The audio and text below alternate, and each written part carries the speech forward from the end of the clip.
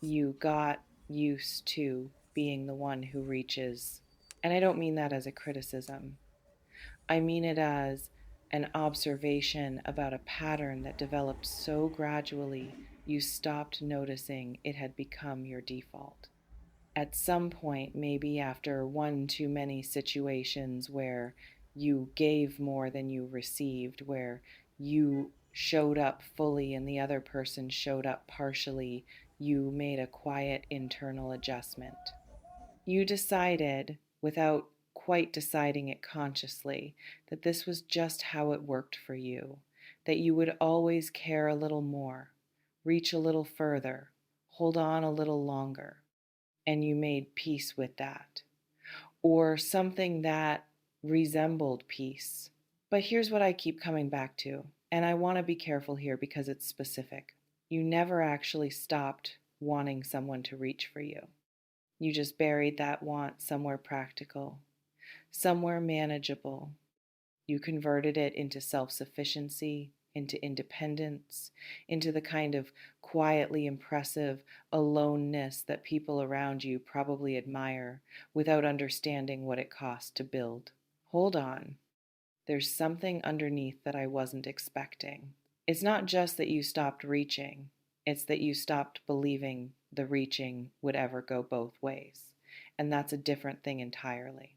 Because you can be self sufficient and still hope. But when you stop believing, when the hope itself becomes something you manage rather than something you feel, that's when the loneliness goes quiet and deep and stops announcing itself. That's the place I find you in right now. Quiet, functional, deeply patient in a way that has started to look from the inside a lot like resignation. Let me describe something specific. You check your phone sometimes, not constantly, not in an anxious way, but there are moments. A particular moment, usually when you've just done something that reminded you of them, or said something you wish they could have heard, or had a day that would have been better shared. And you look at the screen and there's nothing that requires a response, and you put it down and you don't make a big deal of it. That's the part I want to stay with, the not making a big deal of it. Because underneath that composure, underneath the practiced ease of someone who has learned to not need things publicly, there's a specific ache, not dramatic, not consuming, just present, the way a bruise is present. You forget about it until something presses on it, and then you remember. There's something about the way Virgo loves that I need to name before we go anywhere else, because what you offer in connection is not ordinary. And I don't say that to flatter you, I say it because I think you genuinely don't see it from the outside. You see the effort, you see the overthinking, you see the moments you said the wrong thing, or withdrew when you should have stayed, or stayed when you should have said something. You collect those moments and you hold them as evidence against yourself. What you don't see is what the other person experiences, the way you remember things. Not the obvious things, the birthdays, the preferences, but the small things. The thing they mentioned once in passing, anxious about it, not expecting anyone to track it, and then weeks later you ask about it, quietly, without making it a gesture, just you remembered. Because you were paying attention, because you're always paying attention. The way you love is like careful hands, the kind that know how to hold something fragile without gripping it, the kind that adjust pressure instinctively, the kind that feel, genuinely feel what they're holding. Not everyone knows how to receive that. Not everyone has the emotional capacity to be loved with that much attention and not feel overwhelmed by it. But this person, wait. Actually, I want to take a different approach here because something just shifted.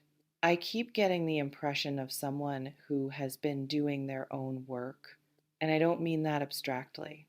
I mean someone who hit a wall, their own wall, the specific one built from their own unprocessed things, and instead of going around it the way they usually would, they stopped and they looked at it and they did something uncomfortable and necessary and quiet.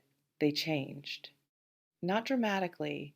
You might not even see it immediately when you encounter them again, or when this connection deepens, or whatever form this arrival takes for you. The change isn't visible in the obvious ways, it's visible in what they don't do anymore, in the reactions that don't come, in the defenses that used to fire automatically that now stay quiet. This person has been growing towards you without knowing that's what they were doing. And the timing of that, the fact that their growth and your waiting have converged at this particular moment, that's not an accident, that's not coincidence dressed up as meaning. That's two trajectories finally intersecting after running parallel long enough. There's an image I keep seeing and I can't move past it, so I'm going to describe it. A thread, not a rope, a thread, fine enough to lose sight of in certain light. And it runs between you and this person, and it has been there for a while. And at various points along the timeline, one of you has held it tightly and the other has let their end go slack, and then it reversed. And maybe there were moments where both of you let go and the thread just hung there in the air between you, held up by nothing but the fact that neither of you fully walked away. Right now, and this is what I keep coming back to, right now, they're holding their end. Not loosely, not tentatively, with both hands. And the question that's sitting in the air is whether you're going to trust that enough to stop holding yours so carefully, because you're still holding it in that particular way, the way that allows you to let go quickly if you need to, the way that prioritizes not being caught off guard over actually arriving in what's possible. And I understand why. I do. But I don't think that protection is necessary anymore. Not with this one. The more I sit with this, the more I keep finding the same thing. They're not approaching you casually. I want to be really specific about this because I think you're used to people who approach you with one foot already pointed toward the exit, people who are interested but hedging, people who want you but aren't certain enough of themselves to commit to that wanting fully. What I'm getting now is different in quality. There's an intentionality to this approach that's actually it's a little bit relentless in the best possible way, not overwhelming, not boundary crossing, but deliberate, considered. Like someone who has thought carefully about what they want and decided they're done being indirect about it. They've made a decision about you, and I think on some level you've already felt this. There's probably been something in a recent interaction, a look held slightly longer than necessary, a message that said more between the lines than in them, a moment of proximity where something shifted in the air that you noticed and then immediately started explaining away. You're good at explaining things away. Stop. No, wait. That's too simple. It's not just about stopping the habit, it's about understanding why the habit exists. And the habit exists because you have been hurt by misreading situations, by feeling certain about something that turned out to be uncertain. And so you built a system that demands more evidence before you let yourself believe the evidence is here. Not all of it, you're not going to get all of it up front because that's not how real things work. Real things reveal themselves over time. But what's available right now is more than enough to take a step forward instead of holding your ground.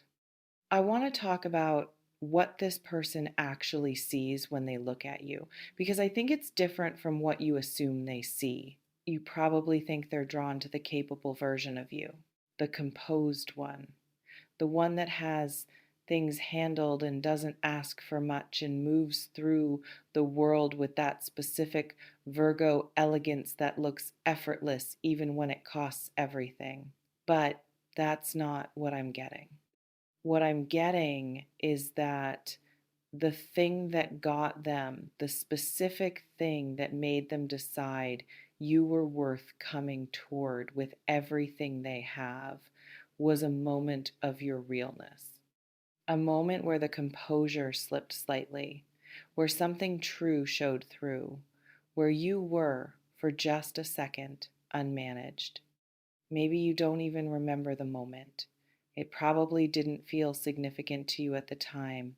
You probably recovered quickly, smoothed it over, moved past it, but they were watching, and what they saw in that moment, the brief, unguarded, genuinely human version of you, that's what they're coming toward, not the performance, the person underneath it. And that should feel terrifying, and it should feel like relief at the same time. There's a physical quality to this incoming energy that I want to describe. You know the feeling of standing outside in early spring, the moment when the temperature has just crossed into warmth, when the sun has actual heat in it for the first time in months, and your body responds before your mind registers what's happening. Your shoulders drop, your chest opens slightly. Something releases that you didn't know was held. That's what this presence is going to feel like. Not immediately, not in the first moment of contact, but in the accumulation of moments, in the pattern of how they show up, in the specific way they make space for you, not by stepping back, but by stepping forward in a way that somehow creates more room. You're going to feel yourself breathing differently around them. And you're going to notice it because you notice everything. And you're going to wonder if it means what you think it means. It does. I want to say something directly to the part of you that is still waiting for the other shoe to drop. That part is not wrong to exist. It was built from real experiences. It learned from actual evidence. Every time you trusted something that didn't hold, that part of you took notes.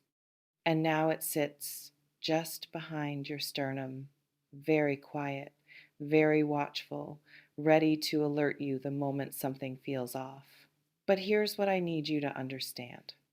That part of you was calibrated to a previous version of your life, to the version where certain people were in it, certain dynamics were present, certain patterns were repeating.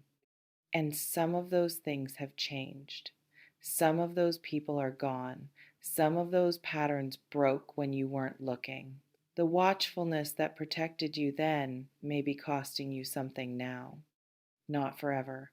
Not in every situation, but in this one, in this specific incoming energy that I keep feeling, moving towards you with a steadiness that doesn't waver, the watchfulness is working against you. You don't need to drop your discernment. You just need to update what you're applying it to. Because what's coming isn't wearing the same face as what hurt you.